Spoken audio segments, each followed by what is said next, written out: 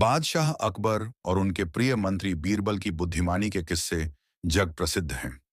एक दिन दरबार में एक अजीब मुद्दा उठाया गया। बादशाह अकबर के दरबारी उनसे अक्सर अजीबोगरीब सवाल पूछते रहते थे ताकि वे बीरबल की बुद्धिमानी की परीक्षा ले सकें। इस बार भी ऐसा ही हुआ। दरबार में एक मंत्री ने अकबर से कहा, जहांपनाह, क्या यह सच है कि दुनिया में सबसे ज्यादा बेवकूफ लोग आपके राज्य में ही रहते हैं?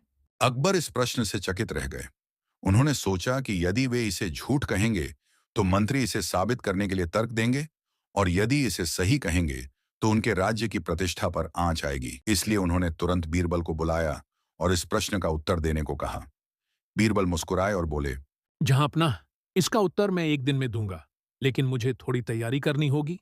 अकबर ने सहमति दे दी। अगले दिन बीरबल सुबह सुबह एक चौक पर एक ऊंट लेकर खड़े हो गए और चिल्लाने लगे, जो कोई भी इस ऊंट की पूंछ पकड़कर इसे सीधा कर देगा, उसे 1,000 अशर्फियां इनाम में मिलेंगी।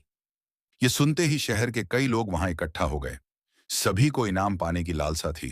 वे बारी बारी से ऊंट की पूंछ पकड़ने की कोशिश करने लगे, लेकिन जैसे ही कोई पूंछ पकड़ता, ऊंट झटके से उसे हटा देता। कई लोगों ने कोशिश की, लेकिन कोई सफल नहीं हुआ। धीरे धीरे यह खबर बादशाह अकबर तक पहुंची। वे स्वयं दरबारियों के साथ उस स्थान पर पहुंचे। उन्होंने देखा कि लोग बार बार कोशिश कर रहे थे, लेकिन ऊंट की पूंछ सीधी नहीं हो रही थी। अकबर ने बीरबल से पूछा। बीरबल, ये सब क्या हो रहा है? बीरबल मुस्कुराए और बोले, जहां पनाह, कल दरबार में कहा गया था कि आपके राज्य में सबसे ज्यादा बेवकूफ लोग रहते हैं। मैंने इसे गलत साबित करने के लिए यह प्रयोग किया। देखिए, इनाम के लालच में इतने सारे लोग ऊंट की पूंछ पकड़ने की कोशिश कर रहे हैं, जबकि यह नामुमकिन है। अकबर जोर से हंस पड़े और बोले, बीरबल, तुमने फिर अपनी बुद्धिमानी साबित कर दी। तुम सच में चतुर हो। दरबारी भी बीरबल की इस अनोखी चतुराई से हैरान थे।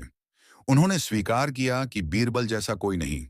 इस प्रकार बीरबल ने अपनी बुद्धिमत्ता से एक बार फिर सभी को चकित कर दिया और यह सिद्ध कर दिया कि अकबर के दरबार में सबसे चतुर मंत्री वही हैं।